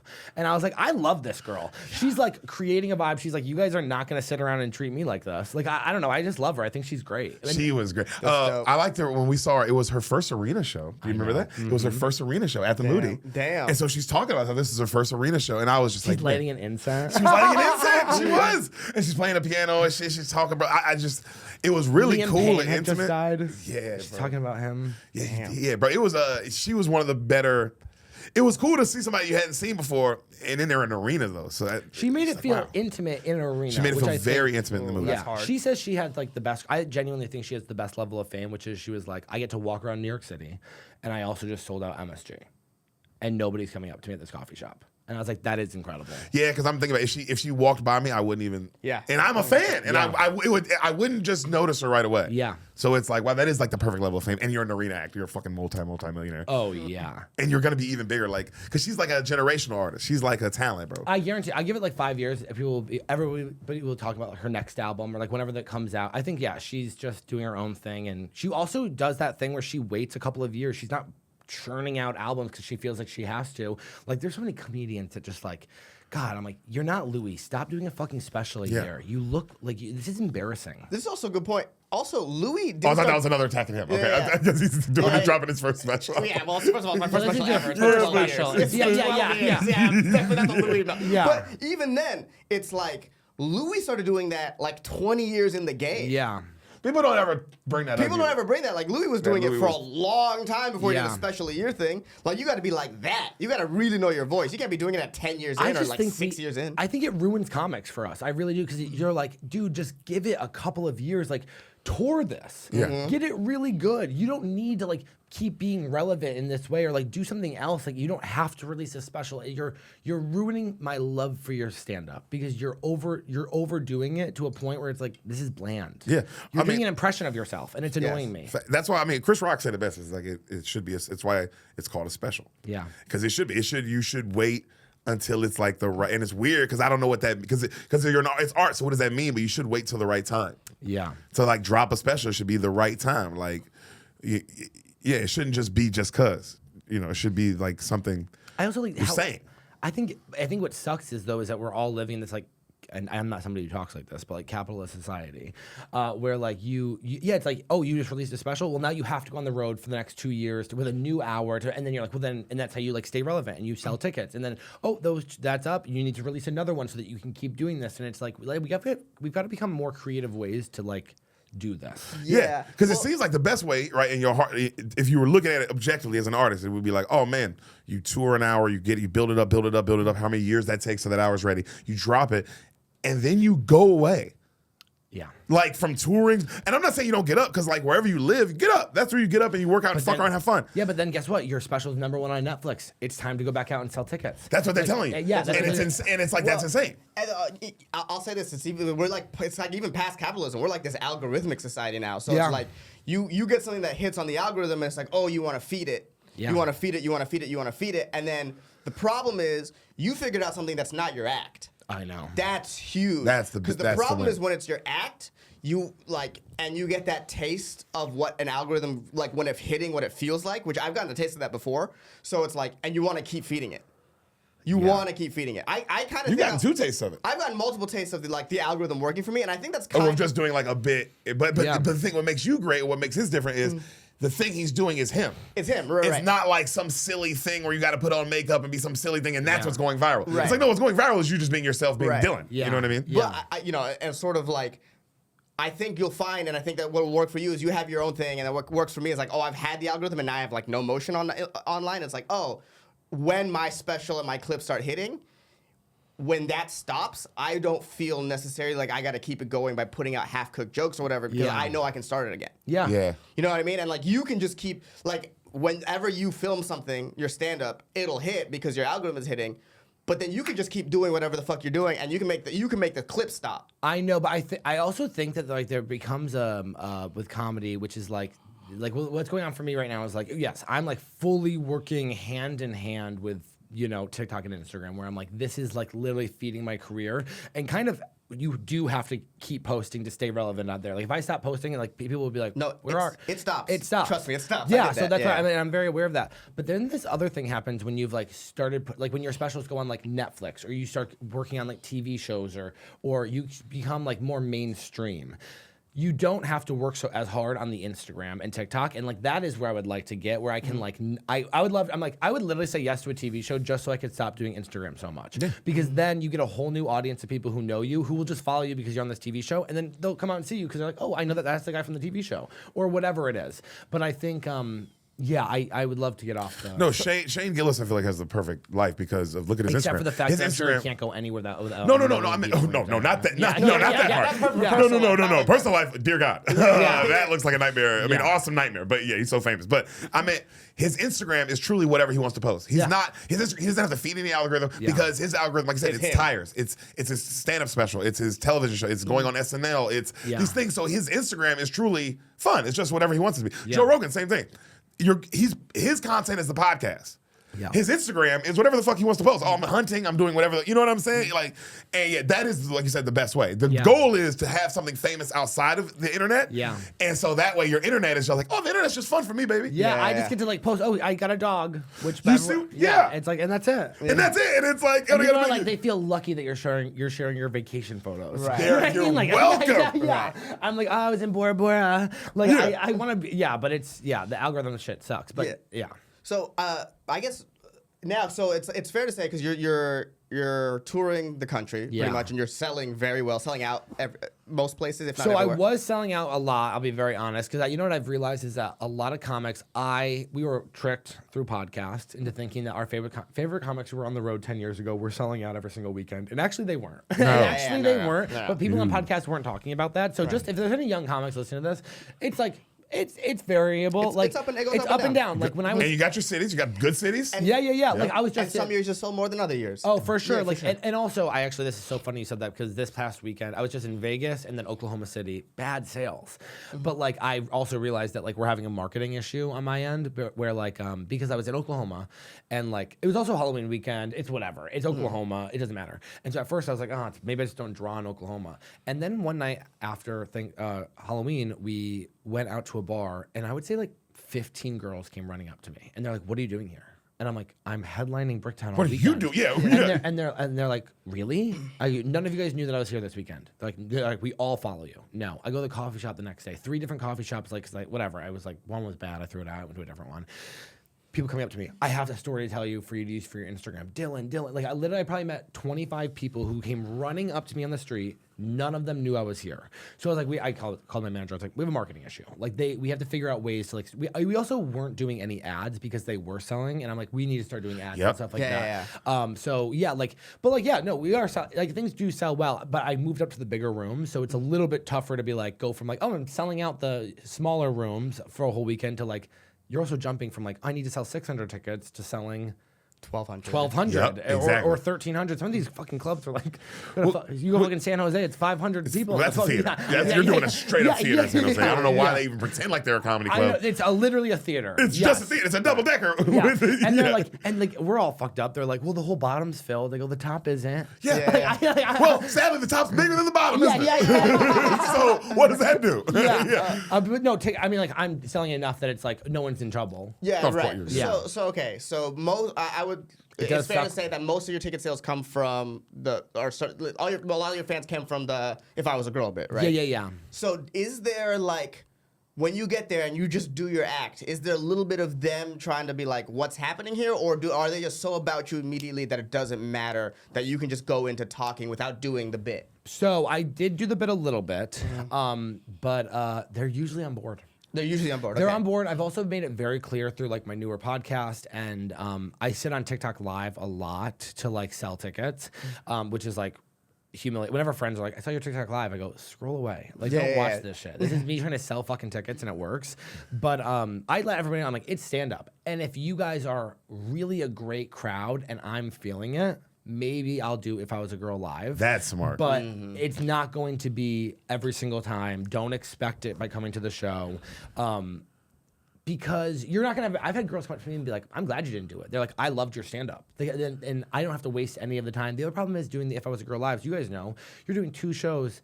If I do If I Was a Girl live, that means I have to cut out 15 minutes of my stand-up just to do this. And how I was doing it was I was bringing a girl on stage, interviewing her, and then we were doing a Mad Libs type version. So it was requiring me to be like, okay, I have to find a cool girl who's like gonna come on stage, who none of them have ever been on stage before, feel comfortable talking about all the crazy sexual stuff in their lives. I was filming them, I was like spending money, and then I would send the girls the clips, and they'd be like, "You can't post that." I'd be like, okay. Yeah. The videographer was only $500 for the weekend. Yeah, and also to cut out 15 minutes of my set because that takes time to coerce someone on stage. That takes time. And then the comic can use like, well, I could have used that time to build my act better. And you know, then in Seattle, I had this one girl who like, you know, then you pick the wrong person. And they're like, she's giving me nothing. Like she's like, you know, when they're trying to be funny, and you're like, I need this to work, I need you to be honest. I don't need you to be funny. If you're funny, it'll be funny. Yeah. Like, if you were really funny, you wouldn't be in the audience, and you would be doing funny stuff. Yeah. And like halfway through it in Seattle, I had just had like the best hour of my life. I mean, like to the point where you're like, I mean, they don't even need if I was a girl. Like, this is incredible. Yeah. And I did it because I was like, they're great. I'm just going to do it for that. Halfway through, I was like, I'm going to be honest with you. Like, this isn't working. I picked the wrong person. This is making me feel bad. And I'm just going to end it here. And then we're going to do one last. And I never end on, if I was a girl, I still have to do my closing joke and then end it. But I make it pretty clear, like, I probably won't do if I was a girl live. Yeah. And you also don't need that. It's marketing to get you to the stand-up show. Yeah. I'm going to keep giving you those online. It's an hour full of jokes. Yeah, it'd be like, me and Ehsan stopping the stand-ups to do the pod in the middle of it. Like, it'd be like, no. Like, that's what that's for. Yeah. That's what that's for. And I just don't want to get into the habit of having to do it. And, I mean, I don't mind doing it every once in a while, but if I can't record them and have the girl 100% be like, I'm comfortable with you posting this, then I'm not going to do it because it's not for me at all. I'm doing it for them. And also, and I'm not having a ton of fun doing it live because also, they're great. They take me like 20 minutes to make in my bed, but that I also have a lot of different takes I do. Of course, yes, you're a human being. Like it's not like off the jump, and so me doing them live, it requires me to be like perfect improvising skills, 100%. 50 minutes into just performing and doing meet and greet. On show 3 in Kansas City, I'm tired. I flew here. And I'm supposed to be like, you know, I spent the entire day gooning in the hotel room. And now they want me to improvise if I was a girl. How am I not feeling really girly? I was trying to suck your boyfriend's cock all day. How about that? For a day in a hotel. Bro, I love that. I love that. Yo, everybody's the same, dog. You have to get to the hotel room. Because what else are you going to do in Toledo? By the way, I'm trying my best to like get out of the hotel room now because I'm like, I can't keep doing you have to get out. Yeah, because the moment that door closes and that latch. Do you want to hear something real sick I did this past weekend? I was like, whatever. I hooked up with somebody. I was like, it was actually good. It was so no hate to that person. They were lovely. But I like had been waiting all day to eat, and then I like wouldn't eat. And then after the shows, I'd like order a shit ton of gross food at like midnight and like eat it. I'd wake up the next day, I'd feel gross. So I was like, oh, I'll order something in the middle of the day. So, but I also haven't eaten all day. So I order this like turkey club, which, you know, turkey clubs, God, they come in the thing. It's like the whole thing is a turkey club. Like it's like 5 pieces of bread. Yeah. I get the tater tots. They sent me a large thing of tater tots, a whole thing. And I'm feeling like psycho. I go, I'll get a piece of cake too. You're going, oh my God. That's the road. That's the road talking. I'm doing that. It's like 4 p.m., right? Show's in 3 hours. Dylan, you're going nuts. I eat all of it. I feel sick. Yeah. I feel sick to my stomach, and I go, I have to perform. Like, and then I'm just laying in bed being like, and then they want me to do the fucking improvise if I was a girl, and I was like, not gonna happen. But also, the only people who actually ask for the if I was a girl are girls who like I call them tier 4. So I tier my fans out. So tier 4 is just a TikTok follow, basically meaningless. And then if you only follow me on TikTok and nothing else, you're nothing to me. I mean, thanks, but like you're truly giving me nothing. Like give me nothing, sweetheart. Like you're not supporting me at all. You know. I love you so much. That's so and then funny. tier 3 is a TikTok and Instagram follow. You've kind of moved over I think Instagram's more supportive than TikTok. I go, I appreciate you, chica. Tier 2 listens to my podcast but doesn't subscribe to the Patreon, and my tier 1 girls are funding my life on my Patreon. Oh, the tier 1 honeys. Tier 1 girls get the best treatment out of everybody, and they all know, and they'll comment, and they're like, tier 1 girls, no, he doesn't do if I was a girl live. You know, it's great. That is genius. Yeah, well, you have to rank women. Yeah, the weapon. You're literally, that's genius. Yeah. He ranked women, he weaponized his fans against each other Yes. so that they build a bigger army, because everyone wants to be tier 1. By the way, it's so funny now when I'm doing the meet and greets because I do meet and greets after every single show. They come up and they'll go tier 1, even funnier. They'll come up tier 2. Here's what's crazy. A tier 2 girl admitting she's a tier 2 is kind of a tier 1. Well, no, I tell them all the time. I go, and you know I love my tier 2 girls. I go, I couldn't do this without you girls. You guys are listening to the podcast. Yes, it's free, but you're telling your friends about it. You're giving us those. You're showing them buying tickets. Yeah, you're showing them buying tickets. Tier 2 girls are like, I would say they're like my work friends. You know what I mean? Like I love my work friends. If one of them died, you would cry. You would be I would destroyed. be devastated, Yeah. but I don't know what her boyfriend looks like. You know what I mean? I don't know. I've never been to her apartment.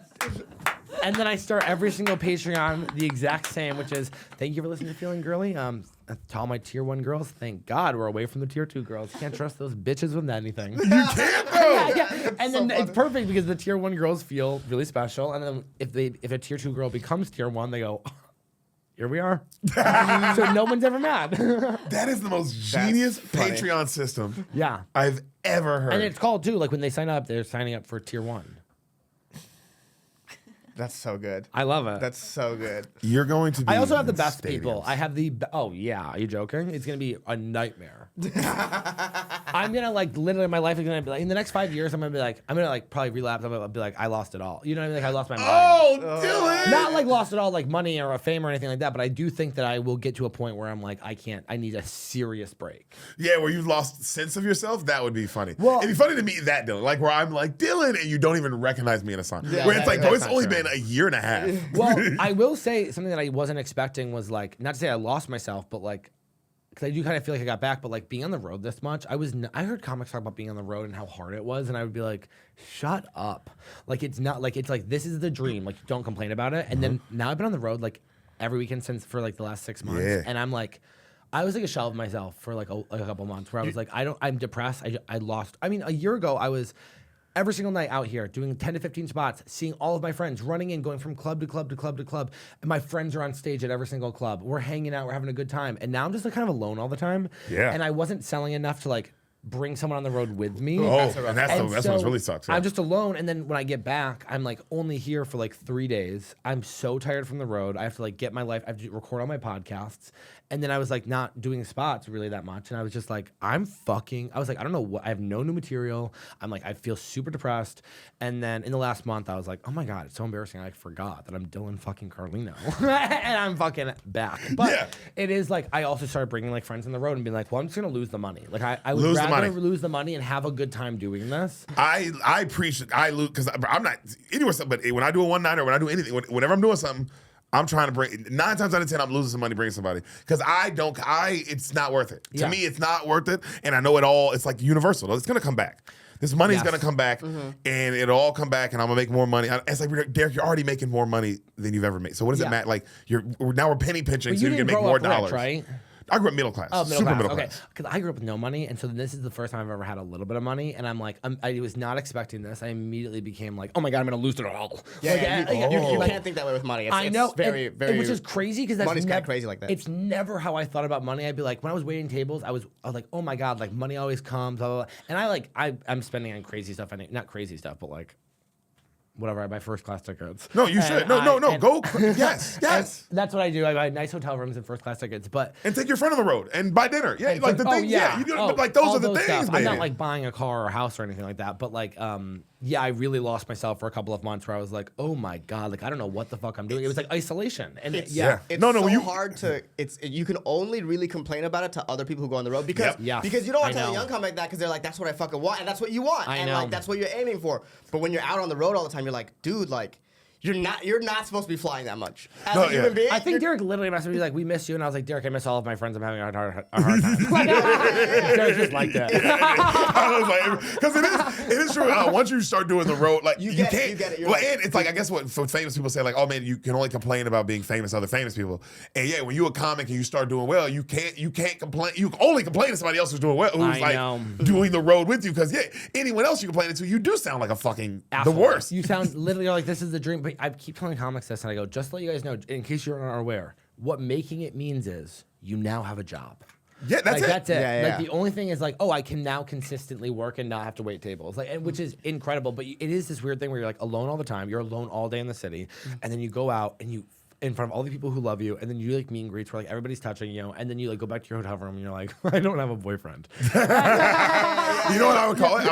I've since open mic getting pets. Yeah. Because you're just getting petted. Yeah. Which is nice. Who doesn't love getting petted? Of course. But you're a horse. You're getting brought out. They're petting Yeah. you. But then you're going back to the stage. You're sitting in the You're thing just sitting in the alone. stable. Yeah. And even though, but you just a second ago, you were running the Kentucky Derby. Yeah, Everyone was yeah. cheering. You were the horse. But at night, you're literally in a stable. Like, I have nothing. it's Like, fucking cold in here. You know what I mean? Oh, yeah. I guess I'll watch either South Park or Forensic Files again. Yeah, I guess Law and Order SVU while I goon. It's so bad. And then I delete Grindr off my phone because I was like, oh my God, you want to talk about depressing? Look, open up Grindr in Oklahoma City. I mean, Yeah. like, it's not a lot, but I am. I will say, it's so weird to say this, but it's being married on the road does help. I can't imagine if yeah. I was single on the road. yeah. It would make it way harder. sucks. Because that adding that element to it. Yeah. Because that element's gone for me. When I'm on the road, it's like at least that does that make like the sex is, Yeah. it's gone. So it's just gooning and whatever else we're doing or whatever. But You're if like I, the only comic not cheating on his wife on the road. yeah, I fucking love that stupid bitch. I love her so much. I couldn't do it. But when I take the ring off, when I keep it on, you know what I mean? All right, when you're making that call, you're not cheating. When you're like, like, what do I do? Also, I think women think it's hot when you keep the wedding ring on. That's hot. This guy doesn't give a fuck, dude. Yeah, yeah. This guy is a Like, I'm psychopath. a tier 2 girl. I feel like a tier 1 right now. It's kind It's of crazy. But I did tell I also like got agents and they're like, how much do you want to work? And I'm like, new. I'm like, every weekend. I go, book me. I go, I want to work me. I literally said, work me to the ground. Yeah, it is crazy. Yeah. And I was like, I called them recently and I was like, we're taking next summer off. I have dates until June of next year. I was like, no more dates after that. Fill in all of the dates before and I'm not. No, 100. You got to. You got. Also, ticket sales are so hard to sell in the summer. Then I'm like, Yes. I go, just give me the summer off. I can't do it. I remember. I'll say the name later, but a comic who we all know and love, who had blew up and he was getting all this stuff, getting all the day, everything's happening for him, right? Yeah. And he's telling me, and he was like, he's on the road every day. He's on the road every day, just going crazy. He's going on the road every day. And I was telling him, like, hey man, like it's okay, bro, take a break. Yeah. He's like, oh, I know, but you just got to strike while the iron's hot. And it's like, my nigga, you're not a blacksmith. Yeah. You are a comedian. What the fuck are you talking about? Iron hot? No, what are you saying? But don't you have this thing? Like, I have this thing in my head where I'm like, yeah, I mean, like, they can't handle it. I can. Yes. Like, I'm built differently. Yes. I've been- And then you find out, like, oh no, I'm a human being. I'm built the exact same. Yeah. Because of course I do have that thought, but that is, and then the next immediate thaught is like, oh well, that's how you become Putin. Like because if you let that thought keep going, you'll never end. You'll just want more and want more and want more. Like there should be a second thought of like.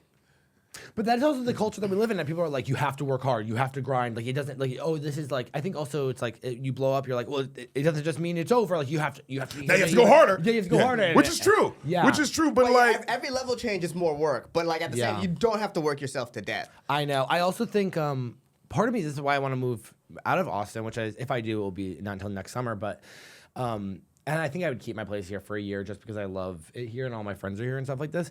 But it does feel like you have to work so much harder here if you do blow up because there's not opportunities immediately to like do other things to help you with exposure.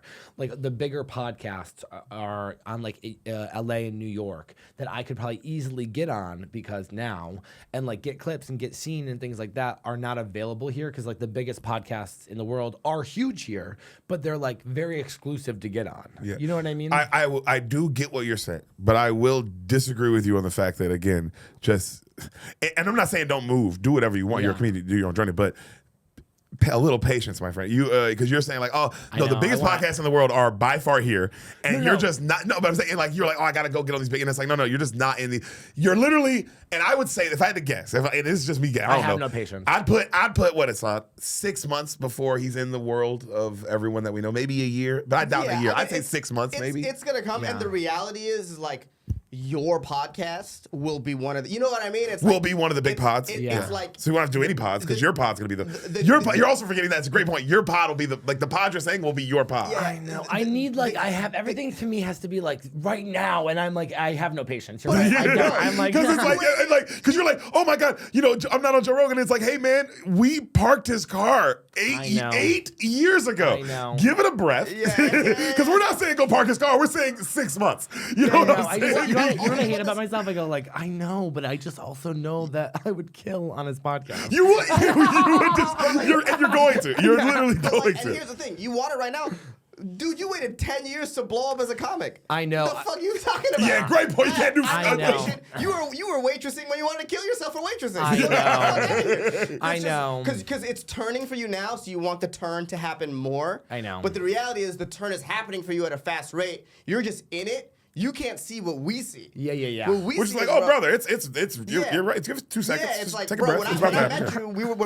met you, when I first met you, I was like, oh, this is like you were doing the 10-minute spots. You weren't like, you didn't have the motion that you had online. Yeah. And then I turn around and you have like, dude, you got 700,000 followers like that. I know. Yeah, so it's like, you need to give yourself grace. Yeah, you're right. Because if that snap was 7,000 followers, this snap is you panel on Kill Tony. Yeah, This snap exactly. is you on. I know. You know what I mean? Like, give it a sec. Here's Yeah. the thing: it's like if you're not like kind to yourself and give yourself the grace, Yeah. that is what's gonna cause you to lose yourself. I know. Because then it will be like from the outside looking in, for people who like are on the road, will be like, damn, bro, like relax.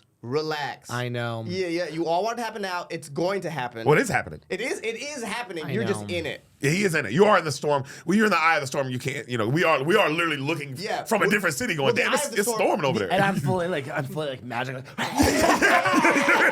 oh my God! And we're like, Dylan, it's storming. And my skin's turning disintegrate. I'm like, I can't hold it much longer. Let go. But the eye of the storm is a great analogy because the eye of the storm is calm, so it feels like nothing's happening. Yeah. Meanwhile, me and Deric, we're not in the eye of your storm. We're outside like, holy fuck, what the fuck? This quickly? Like it's like, bro, you're like doing it. I think and I things haven't. will happen. I think I haven't. But again, that's what got him to this far is this pace that this I know. hunger. So you don't want to get rid of that You don't either. want to get rid of the hunger, but like I said, just like to yourself, be like, damn, bro. Like, I know. I have a hard time not comparing myself, and then also, I think I have a little bit of an insecurity about like because I blew up online and because I didn't blow up through regular stand up, I'm like very hungry to get into those stand up podcasts and worlds. So because even when I was in New York, I did like a Don't Tell show, and everybody was great and nice or whatever, but like you could tell the comics looked at my Instagram, and I was like, what is going up last? And they all kind of were like, well, didn't watch anybody else, and they're like, we're gonna go see what this guy. You know what I mean? Because they're thinking like, oh, I'm a just an TikTok Instagram guy. guy. Yeah. And I think as a comic who's been doing it for like over 10 years, I get like a little insecure about like people looking at me and being like, oh, he's like a TikToker. Yeah. And so I feel the need to like prove myself to like, all right, I got to get into these like stand-up famous worlds, not just like internet famous, so that like people know it's comedy. No, I You know? understand. I can see that hunger, but it's all happening. That's all a comic happening. has to do all is the time. like all a comic has to do is see you once. Yeah. And be like, this is how I know. You haven't dropped a special yet or anything, right? No. That's what I'm saying. So it's like, Yeah, this is how I know someone's a I'm great waiting. comic. I'm waiting until Netflix gives me money. I'm not, but I mean, and if they don't, bro, it'll go crazy online. Yeah. It would go Hey, crazy hey. online. This is how I know They're someone's a great gonna. comic. the first one's going on Netflix. We'll let the second one go on YouTube. Just do it. That would be crazy to do it backwards. Like that would be kind of fire. I go like how I want to make the money on this one. Actually, thanks. But this is how I know someone's a great comic because I felt the same way when I was watching you, and I felt the same way the first time I saw you. I saw you on stage, and my first thought was, "Fuck." Yeah. I was just like, "Oh damn, there's another great comic out there." I know. Yeah. I feel that way too. I'm always like, stop. Yeah. Yeah, it's crazy Yeah. when you see So somebody it's just like- killing. You're like, just for once. You're doing the right Stop thing. it. You're doing the right thing. You're killing. You'll just get. It'll happen. I know. All that stuff. Well, yeah, I know. You're, It's crazy, but I am working on trying to be like everything's okay. Yeah. It's actually better than okay. I need to stop complaining and learn how to be grateful. But yeah. It's like It's sick, dude. You're so It's like, literally. I know. You're so sick. cool about yourself to what's happening in the future, like putting stuff out there. Yeah. That like you got to be that level of cool to yourself now. now I know. Yeah. I Like, know. that's what you're. That's, But if I that's was gonna move, I literally would keep my place here because I pay such little in rent that I'm like, I would love to like have an apartment in New York. Yeah. And also, be like, we would hate to you never be around. Yeah, would no, suck. also I genuinely, I just think like, I see I'm such a psycho about this kind of stuff, but I'm like, I do feel like if I was gonna like put out a special, I do think I would want to be in New York after it goes out so that I have like ample time to like really get another hour before going on the Oh road. yeah. And so but I also want to like keep my place here for a year and then go live in New York for a year and see like how much am I wanting to come back. You know what I Right, mean? right, 'Cause right. if I have both places and you know what I mean? Like if I'm in New York, I'm like, I don't want to go back to Austin. I know I should full-time move there, but I don't want to like fully give it up. But also, if I'm in your position, or any of the young comics positions who blow up, I totally understand going to New York or LA because it's like, bro, if you've never done that, because you've never lived in New York or LA. No, I also like my dream has always to be live in New York, not even just for comedy purposes. I was like 13 For life, being yeah. like, I'm like a fucking gay guy who wants to be around hot people who want to fuck. Yeah. And guys are hot here, but it's all one specific kind of hot. So Yes. Yes, That's it's the just- same with the girls here. The girls Yeah. here are specific. Very specific kind of hot, yeah. it's like frat sorority. Yes. No, it's not New York, LA, have but a we lived it, high yes. variety of hot people. Yeah, Different type Yeah, of hot. For like sure. Oh, guys who wear like long jackets. Yeah. But for me, I have no. LA was You great. guys did LA. I did it. We did It was LA. great. We did And it. New York's awesome. Been a million times. It's great. I love New York. But like for me, I'm not moving to New York or LA unless it's for money. Yeah. Like Oh, because yeah. I've found like, oh, in this city you can get up and be just as famous as, I mean, the most famous man in the world lives here. Yeah. And then the most famous comedian right now, the hottest comic, Shane Gillis in the world, lives here. And then the hottest show is a guy who lives here. So I'm like, okay, you can do it from here, and I can have a family. Love Shane. It's a little bit of false front. He's never here. Shane is never here. Let's not play that game. No. We've seen him around. He's here sometimes. He has a house here. His buddies all live in it. Listen, Shane's never here. Okay? No, I can't I've do been that. here for 4 years. I've walked by him once at the club. Okay? Well, you don't come in the green room. If Shane was in the green room, I walked in, I'd be like, oh, so sorry. I'll give my boy. He is half the year. He's like, because remember he does go and leave and film tires, so he is here half the year, and then he's on the road. So my boy, he's not. He keep bouncing. Because you don't like hang out at the club when you don't have spots. You're never here on the Tuesday. Yeah, that's true. Also, you don't Tuesday's drink. the day. He does come in at night to Yeah. party. Tuesday's the day. That's the day where everyone who's And on Wednesday. the road regularly. Tuesday, Wednesdays are the days, Yeah, are the yeah. days where those big dogs check in. Okay. So gotcha. there's that too. A lot of your spots are weekends, and like they don't. Even if they're in town, a lot of them don't come in on weekends. Yeah. Yeah, Yeah, you're not that's gonna see a famous comic there on a weekend. Yeah. But That's why I'm not there on the weekends anymore. I love I that. just don't get Tuesday spots yet, but trust and believe. oh, trust and believe. Trust and believe. We're putting the avails in today. Those Okay? are coming, dude. But bro, for me, I'm only going to New York or LA. But I like a regular life. The idea of a regular life now. Yeah. And being able to do comedy at the highest level. But when I go home, like it's a suburb. I want to have a sick fucking apartment in New York. Like a nasty, sick gay guy living alone apartment. Yeah. Where I'm just like fucking, I'm shredded. And today's day one of 75 Hard. You notice I didn't even bring it up for an hour and a half. What? And Wait. What? We're doing 75 Hard again. And remember I did that last year? Explain what 75. Yeah, I don't know what that is. 75 Hard it is when you have to do 2 workouts a day, 45 minutes. You have to drink a gallon of water, eat a specific diet, and read 10 pages of a book. And one of the workouts has to be outside. I did it when I got really skinny last year. That's how I did that. I did it for 4 months. And today's day one. We're doing it again. We're getting shredded. And then that's what's going on. I was like, listen, you can't be like kind of getting famous and like gaining weight. No, you got it the other way. You have to be But you have to be that's the other losing thing about weight. me It's on the road. losing, I'm yeah. like, oh my God, I've like. Yeah, the problem is the road is like it's Yeah. so easy like shit. And like I said, it's like you're trying to go like be outside the hotel room on the road. Some cities you go to are just ass. Oh. You can't even be outside. Yeah, you can't even be outside. So just the weather. Just the weather alone, I can't be outside. Oh, dude, I was in Syracuse and it was 10 degrees. Oh, Are you I fucking- hate Syracuse. Oh my God, I fucking hate Syracuse. Syracuse, Albany. I mean, God, these Yeah, fucking Albany. these clubs in the mall would love to come back, but Helium Buffalo. Yeah, oh we my know the place. Helium Buffalo, nightmare situation at Helium Buffalo. I had to kick a girl out of Helium Buffalo in the front row because she got blackout drunk and she ruined the whole show. And then she started crying and screaming and she didn't want to leave. And I said, Dylan, I love you. Please don't kick me out. And I had to kick her out. She refused to leave the building and they had to like, it was a whole nightmare. And then she messaged me and she was like, so sorry, I relapsed. She came to my San Jose show, sat front row, was great. I go, all forgiven. But she flew. I love a comeback story like that. Flew from San Jose to Buffalo to come to the show. That's crazy. And ruined it. And got kicked That sounds out. like an alcoholic decision. Yeah. Yeah. What? Oh yeah. Like you have so many tour dates close. To Also, the yeah, San check the Jose. dates. You could have just know. waited. I know. It was a nightmare. It was crazy. But no, I hate that. Yeah, I know. I'm like, oh, the day after Thanksgiving. Yeah, I wonder what's gonna go on in Appleton, Wisconsin. Oh my God. I love you naming all the places that every comic knows all the cities. Yeah, I'm like, oh, can't wait for Tulsa in February. And Like, then- what's gonna and on top happen? of that, sometimes you have like a layover where you're like, fuck, I have 10 minutes. The only thing next to the gate is a McDonald's, and if I don't eat something, I'm going to die. No, that also, sucks when that happens. I will say this is the other reason I kind of want to move. there is no nonstop flights out of Austin. Like, it is nothing but fuck. I'm like, please, Austin's growing so much. Just, I'm like, how do you change of airport into a hub? But like that's immediately, like I'm so sick. Everything's a connecting flight. Yep. Yes. Everything is a connecting flight. And the here. airport's too packed. I'm a little too.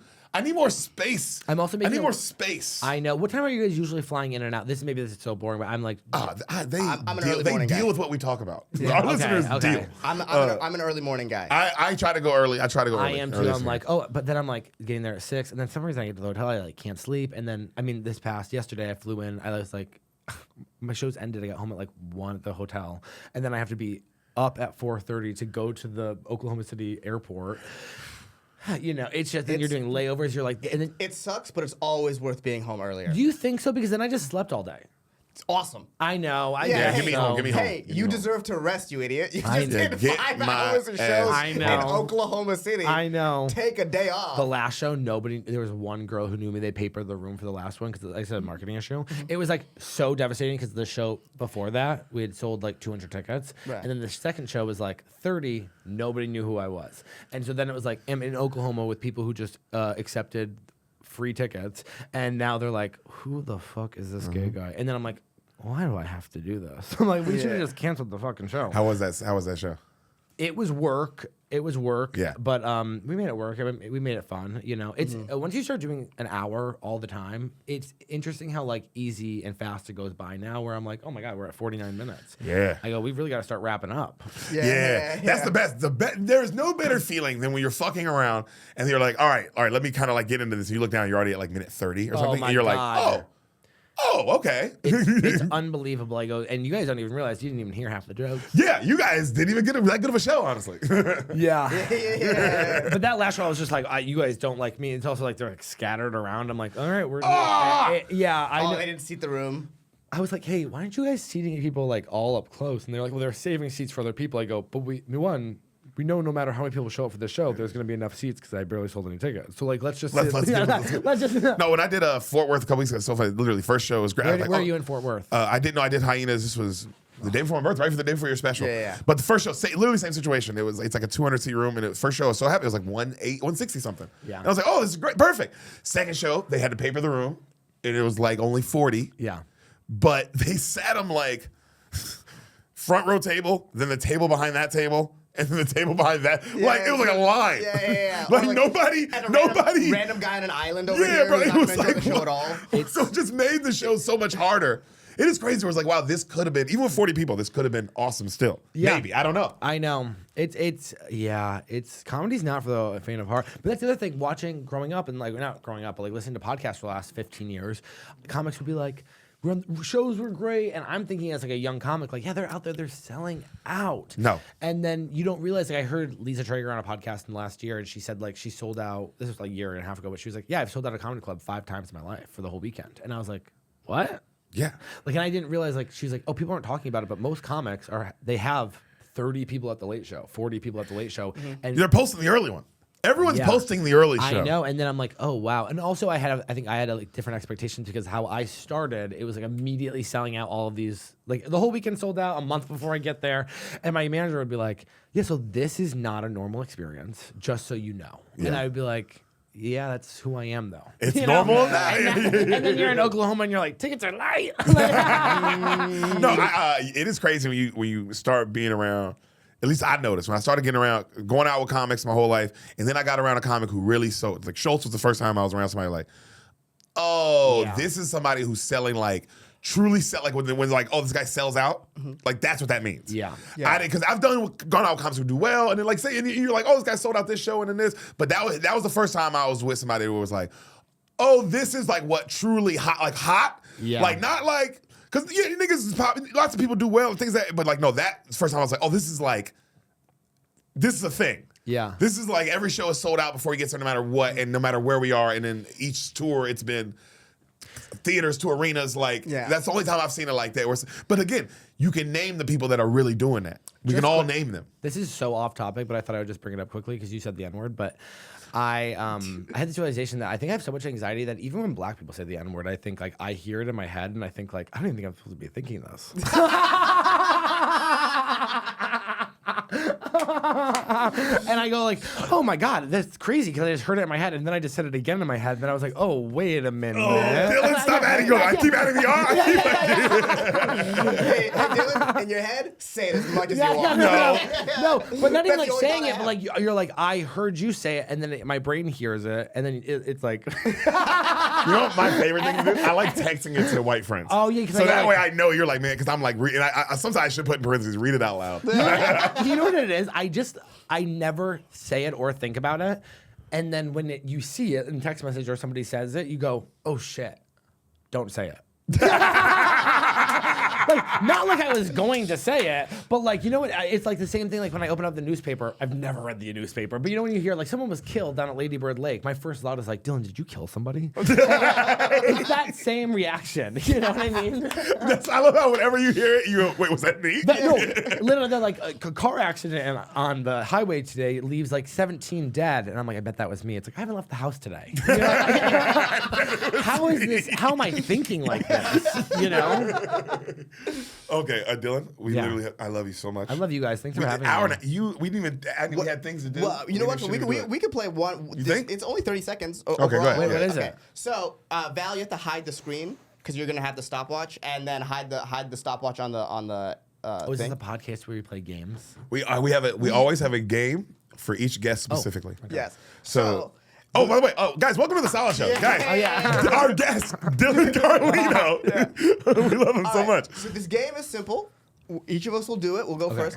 So it's based on I knew the story about you not knowing the time, like the light and how much time you do. So he told me that he was like, hey, I have a game that we're doing. Dylan, he has this like light we thought story, maybe yada something yada. girly, And I'm I like, was cool. like, no. And then you tell that story, and I literally was like, holy shit, what are the odds he just told the story now? Yeah. Well, it's So part of the game- origin. The game is this simple. It's your parents, it's your Batman. Yeah. It's your parents dying.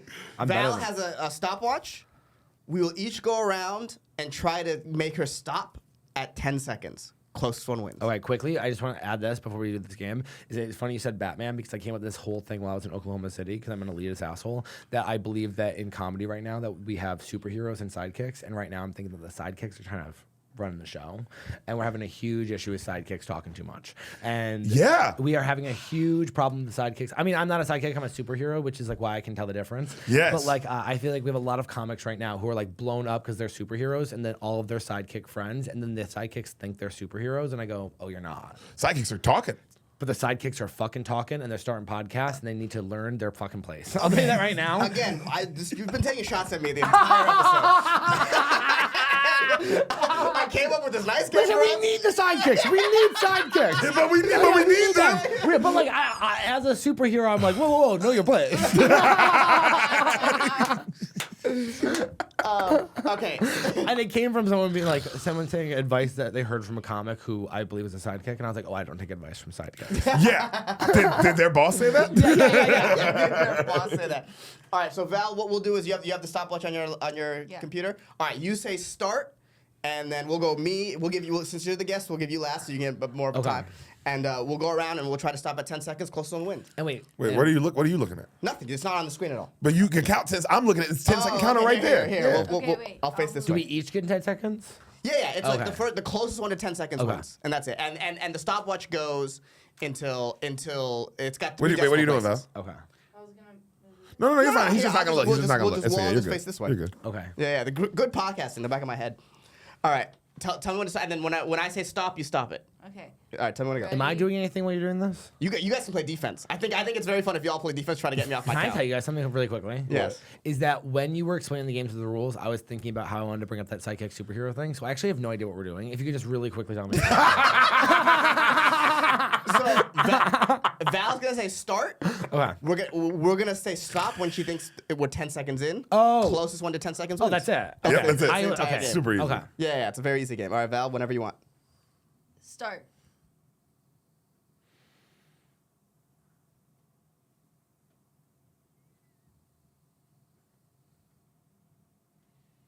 Stop. 11 seconds. 11 Whoa. seconds. What's the decimal point?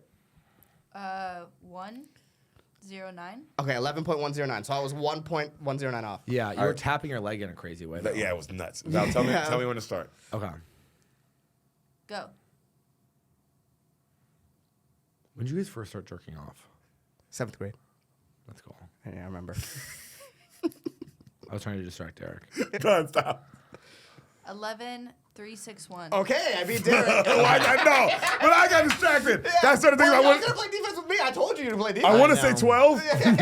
I started drinking off. 7th grade. Yeah. All right, Val, and this is for Dylan. Start. I just kind of feel like when I first started jerking off, I don't even remember the first time I actually did it, but I remember like I almost like coming to and being like, oh my god, coming, and being like, have I been doing this like asleep for a long time? But I don't know if I actually had been, but I do know that I blow huge loads. Time? 16. Yeah, you're a lot runner, dude. Yeah. It wasn't an origin. It's who you are. You know what's crazy? I was like, I'm gonna talk. It's gonna make it easier. I know. I saw your plan, and then I know you felt it too. I'm like, It was it's working, crazy. and then you're like, oh, you're actually telling us this. Yeah. No, this was crazy though. There was a point, and he had it. Yeah. You could have stopped. The story hit, and Yeah. I was like, oh, then you kept But, going. but doesn't that just prove that when you're talking, the time goes by so much faster? Yeah. Because when you guys were silent, I thought, oh my god, I'm gonna kill myself. Oh, yeah, I was trying to win. I don't give a fuck about entertaining at all. I'm trying to win this game. But that's the thing, when you're talking, it goes by so much faster, you have no idea. Right. But thank God they have clocks now. Yeah. Oh Oh, my every God. club should have a clock. Fuck God. it. Every club, every theater. Oh my god. Every club should have a fucking bag. That's the one thing I was spoiled at Mothership, being like everyone putting their phones in the bag. Yes. You go on the yeah. road, there's like these girls, I'm like, they're fucking recording me doing this out. I'm like, please don't post that. Or just when you see Or they're just on their someone phone, texting. yeah. When I see someone, it's crazy because Mothership is so spoiled me now. When I see anyone texting, the rage that goes through me of like, why is your phone out? Or how about the clubs where you order from your phone? That happens? Yeah. They got the scan in order? I think so. That's ridiculous. That's crazy. Also, some clubs not to be, and I love everywhere I've ever been, and everybody has an incredible staff. But sometimes you go like, oh, the wait staff really needs to learn how to. Yeah, they don't know. Some They of them, don't you know. know, they literally they're walking because they came right from a Buffalo Wild Wings. Yeah, they're so like, all what- they know is what like, can I get for hi, you? what can I get for you? Yeah, I'm like, Ha ha ha ha, laughing I with could, them. I could never work at a comedy club as a server. Like it seems like I watch the Mothership people go through, and I go, these girls they know what's up. Mothership's good it's- at it. You know what's great at Comedy on State? Comedy Yeah. on State, there's Haven't like done their waitresses are like invisible. Comedy Works Denver. Yeah, No, yeah. you can name the top clubs. Comedy Works Denver is my favorite club. Zany's Nashville. Love Zany Yeah. Nashville. No, the top clubs are always they run the same. They always Zany always run the Chicago. same. Zany I've Chicago. heard good. I've never done that. Unbelievable. Oh, I'm spending Unbelievable. New Year's Eve there. I'm so excited. I that's know. a great place to be New Year's I Eve. know. Yeah. I Thank God it's not like Syracuse, which some comic has. Some Oh, comic my- has to do like the Funny Bone in Syracuse. on I New know. Year's Eve. I'm doing New Year's Eve, and then New Year's Day the club is closed because everything is closed, and then Yeah. so I have the full day off next. In and then Chicago. second and third. Yeah, in Chicago. I was like, this is gonna That's be the place to be. I'm so pumped. Chicago's a great city. I've been there twice. Every time. I Yeah, did a it's awesome. one nighter It's there awesome. in like July, and so I'm excited to do a full weekend because they were so great. Yeah, Dylan, we do need. I love you so much. I have to go home. I don't even want to be here. Yeah. Well, obviously, I was gonna say you were a tier 1 guest, but someone was tier 3. I think we got about a tier 3 guest here, guys. But this is a tier 1 we're- episode. Hey, we're ending at 1, 2, 3, 4. Angel numbers gotta go. Oh!